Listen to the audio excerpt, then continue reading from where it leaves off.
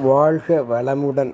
பேராசிரியர் டாக்டர் துரை லோகநாதனின் அமுதச்சுடர் வினாவிடை தத்துவ சிறுகதை சேனலின் சார்பான பணிவான வணக்கங்களும் வாழ்த்துக்களும்.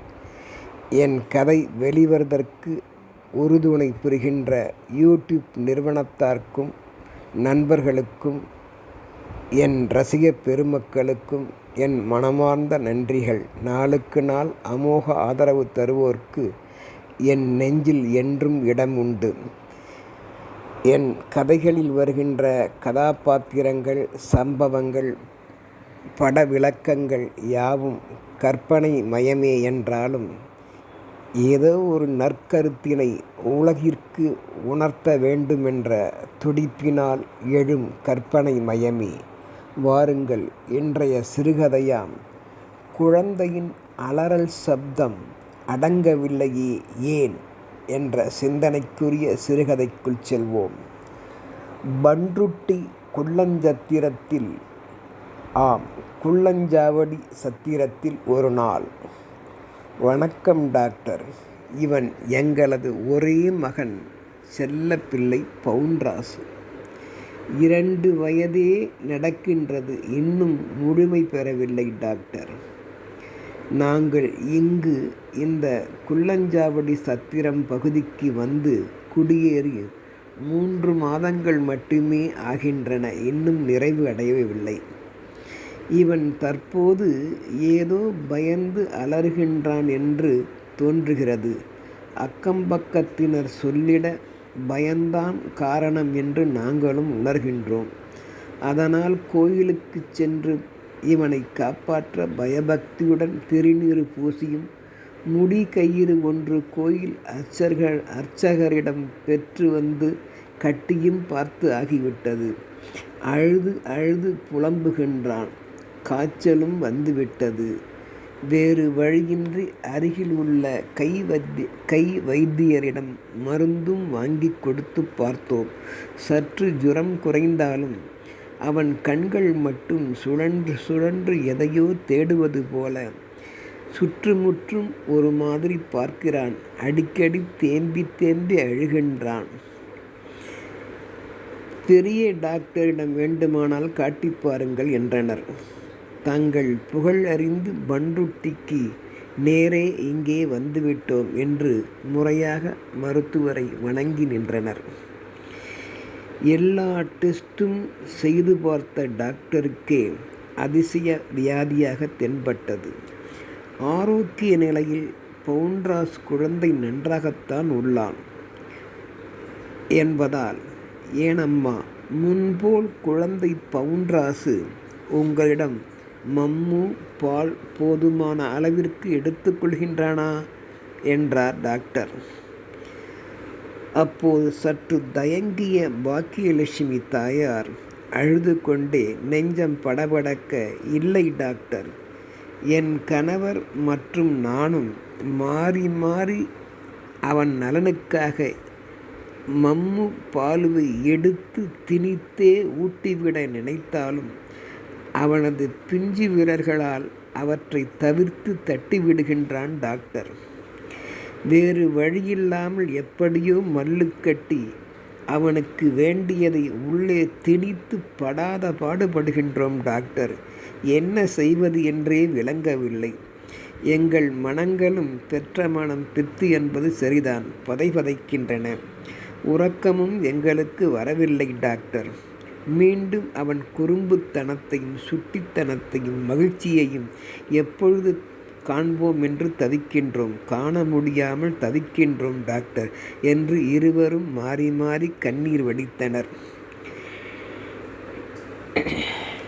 தனியே நாங்கள் இங்கு குள்ளஞ்சாவடி சத்திரத்திற்கு வந்ததிலிருந்து தனித்து விடப்பட்ட ஏதோ ஒரு காட்டு ஜீவன் ஒன்று நகரத்தில் புதிதாக நுழைந்தது போல நிலையாகிவிட்டது.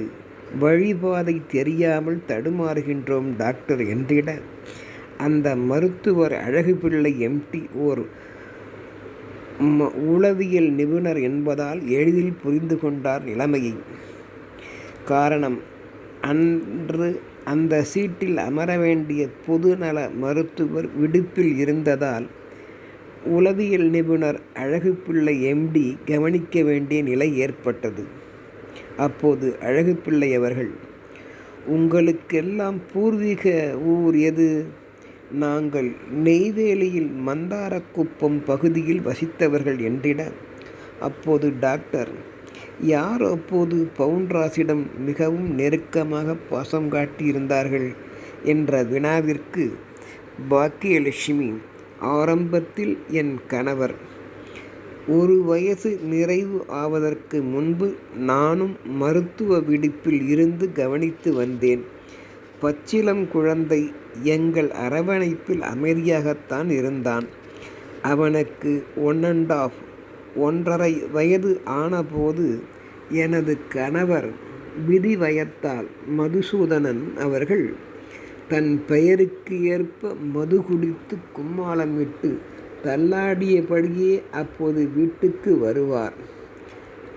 அவரது கெட்ட பழக்க வழக்கங்கள், அவரது தள்ளாடி வருகின்ற அந்த உடல் நடுக்கத்தோடு அவர் நுழைகின்ற காட்சி, வாய்வழி அவர்களின் உளறல் சப்தம், மது வாடை, வாய் துர்நாற்றம் எங்களுக்கே பிடிக்கவில்லை டாக்டர்.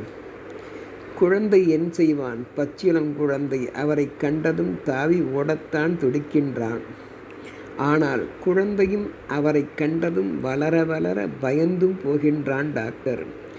தந்தை அந்த கோலத்தில் கண்டாலும் பாசத்தால் அவரிடம் தாவியே செல்ல துடிக்கின்றான் டாக்டர். நான் நிலைமை அறிந்து அவரிடம் கொடுக்காமலேயே நானே தனித்து பாதுகாத்து வந்தேன் டாக்டர். அவர் பிரிவுக்காக சில சமயம் பவுன்ராசு விசும்பி அழவும் செய்வான், அவரை தேடவும் செய்வான். நாளடைவில் அவரிடமிருந்து பிரிந்ததால் மறந்தும் போனான் என்று தோன்றுகிறது டாக்டர். எனது மருத்துவ விடுப்பும் அப்பொழுது முடிந்து நான் வேலைக்கு செல்ல வேண்டிய சூழ்நிலை ஏற்பட்டதால் அவரிடம் கொடுக்காமல் நிரந்தரமாக இவனை பாதுகாக்க எண்ணிய நான் எனது வயதான பெற்றோர்களிடம், தாய் தந்தையிடம் தற்போது 3 மாதங்களுக்கு முன்பு வரையில் கொடுத்து வளர்த்து வந்தேன் டாக்டர். பிறகு சொல்கிறேன் டாக்டர். தாத்தாவும் பாட்டியும் அவன் மீது அளவு கடந்த பாசத்துடன் அரவணைத்து சீராட்டி மம்மூட்டி பாலூட்டி வளர்த்தனர். அதில் என்ற குறையும் இல்லை டாக்டர். 2 வயது வரையில் அவர்கள்தான் வளர்த்தனர். தாத்தா பாட்டியை விட்டு விலகவே மாட்டான் ஒரு நாளும். அவர்கள் நெஞ்சில்தான் தூங்கியே ஏழுவான். ஆனால் தற்போது நாளடைவில் போக போக என் கணவர் மது, கெட்ட பழக்க வழக்கங்களையெல்லாம் மறந்து உடல் நலம் தேறி என்னிடம் மன்னிப்பு கேட்டதால் மகிழ்ந்து போன நான் குள்ளஞ்சாவடி சத்திரத்திற்கு தற்போது சில மாதங்களுக்கு முன்புதான் தனியே குடியேறினோம் டாக்டர். ஓஹோஹோஹோ, சரிதான், புரிந்தது என்றார் டாக்டர். காரணம், அவர் உளவியல் மருத்துவர் அல்லவா? என்ன சார் என்றிட, அம்மா, பவுன்ராசு முன்பு தாத்தா பாட்டி அரவணைப்பில் வளர்ந்துள்ளான். விவரம் தெரிய ஆரம்பித்து விட்டது தற்போது. மேலும் அவர்கள் அதிக பாசம் காட்டி வளர்த்ததால் தாத்தா பாட்டி நினைவு அவனை திக்குமுக்காடச் செய்கின்றது. அவன் கண்கள் அவர்களை மீண்டும் காணத் துடிக்கின்றது. அவர்கள் நெஞ்சில் சாய்ந்து உறங்கிட அவர்கள் கையால் மம்மும் பாலும் ஊட்டிக்கொள்ள துடிக்கின்றான். அதை அவன் எதிர்பார்க்கின்றான் என்று கருதுகிறேன். அதனால்தான் அலறல் சப்தம் இன்றும் அடங்காமல் இருக்கிறது. எனவே அதற்கு ஏற்பாடு செய்யுங்கள். தந்தை மீது அவனுக்கு அப்பொழுது பாசம் தோன்றவில்லை. அவரிடமிருந்து பிரித்து இவனை வளர்த்தும் உள்ளீர்கள். அம்மாவாகிய உங்களாலும் உடனிருந்து அப்போது பாதுகாக்க முடியவில்லை என்பதால் உண்மை விளங்குகின்றது. இந்த அலறல் சப்த அடங்காமைக்கான காரணம் தாத்தா பாட்டி உறவால் தற்போது சரியாகிவிடும், கவலைப்படாதீர்கள்.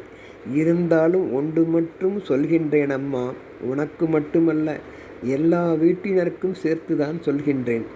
இப்படியே இந்த குழந்தையை வளர்க்கக்கூடாது. நீங்களும் இணைப்பில் அவனுடன் இருங்கள். தாய் தந்தை பாசம் அப்போதுதான் அவனுக்கும் புரிய வரும். தாத்தா பாட்டிக்கும் ஏதாவது ஒரு நாள் பிரியும் சூழல் விதிவயத்தால் ஏற்பட்டுவிட்டால் என்ன செய்ய முடியும்? அவனுக்கு ஈடு காட்ட முடியுமா? தாத்தாவும் பாட்டியும் தாங்கள் மட்டும் அவனுக்கு மிகுதியாக பாசம் காட்டாமல் சற்று விலகி விலகி இருந்து உங்களிடம் அவனை அணுகும்படி செய்திருக்கலாம் என்று எனக்கு தோன்றுகிறது. வாய்ப்பு அவர்கள் அப்படி கொடுத்திருந்தால் இந்த சோதனை ஏற்பட்டிருக்காது, அலறல் சப்தமும் கேட்டிருக்காது. பாசம் காட்டுவதில் எவர் மீதும் தவறு இல்லை, அதை நான் குறை கூற மாட்டேன். நானும் பெற்றோர்தான். பெற்றவர்களே அதிகம் பாசம் காட்டி நேரில் வளர்ப்பதே சரியானது. குழந்தை தனிமையில் விடக்கூடவே கூடாது. தனிமை அவர்களை பாதிக்கும். முகம் காட்டி காட்டி வளர்த்தால்தான் நல்லது. தாத்தா பாட்டி இவ்விடத்தில் அவ்வப்போது விலகி நின்று வந்து போவதே சரியான தீர்வும் ஆகும். ஆனால் மதுசூதனரே, நீங்கள் குடும்பத்தின் தூண் போன்ற, இதயம் போன்ற தந்தை ஸ்தானத்தில் உள்ளீர்கள். உங்களுக்கும் ஒன்று சொல்லுகின்றேன், தயவு செய்து என் மீது கோபப்படாதீர்கள். நான் மருத்துவர் என்பதால் உங்களுக்கு கூறுகிறேன். அன்பு மதுசூதனரே, உங்களுக்கும் ஒரு உபதேசம் மீண்டும் சொல்கிறேன்.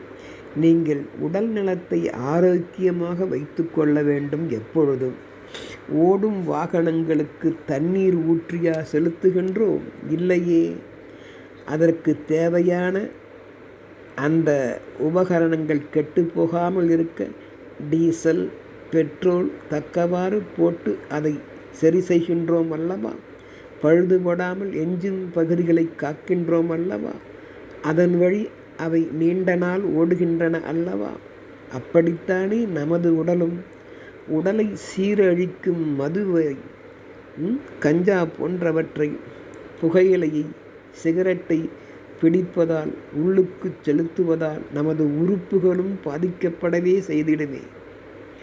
1000 உறவுகள் இருந்தாலும் மதுசூதனரே, குடும்பத்தில் தூணாய் இதயமாய் இருக்கும் நீங்கள் இருவரும் சாய்ந்து விட்டால் என்ன ஆகும் இந்த குழந்தையின் நிலை? தாத்தா பாட்டி தான் எத்தனை நாளைக்கு இவர்களை அரவணைக்க முடியும்? சற்று யோசித்து பாருங்கள். நீங்கள் உங்கள் வீட்டை சுத்தமாக வைத்து கொள்வது போல் உங்கள் உள்ளத்தையும் சுத்தமாக வைத்து கொண்டு குழந்தையின் அருகில் இருக்கக்கூடாதா? சற்று யோசியுங்கள். நீங்களும் பவுன்ராசிடம் நெருக்கம் காட்டி பழகி பாருங்கள். என்ன பெரிய வேலை? குழந்தையை வளர்ப்பதை விட வேறு என்ன வேலை இருக்கிறது? பொறுப்பு இதுதான். 1000 பொருள்களை ஈட்டலாம். பொருளாக உள்ள நம் குழந்தையை பேணி வளர்க்க வேண்டாமா? சற்று அதற்கும் பாசம் காட்டி நேரத்தை ஒதுக்குங்கள். தற்போது வேண்டுமானால் ஒன்று சொல்கிறேன். தாத்தா பாட்டி சில நாளைக்கு பழகும் வரை அருகில் இருக்கட்டும். அவர்களையும் புறக்கணிக்க வேண்டாம். அவர்களையும் பார்த்து மகிழ்வான், உங்களையும் பார்த்து மகிழ்வான். ஆனந்தம் குடும்பத்தில் பெருகும். ஒருவருக்கு ஒருவர் பாசத்தை விட்டு கொடுத்து அரவணைத்து வளர்த்தால் எவர் வீட்டிலும் அலறல் சத்தம் கேட்காது அல்லவா? புரிகிறதா? வணக்கம். போய் வாருங்கள். மருந்து தேவையில்லை.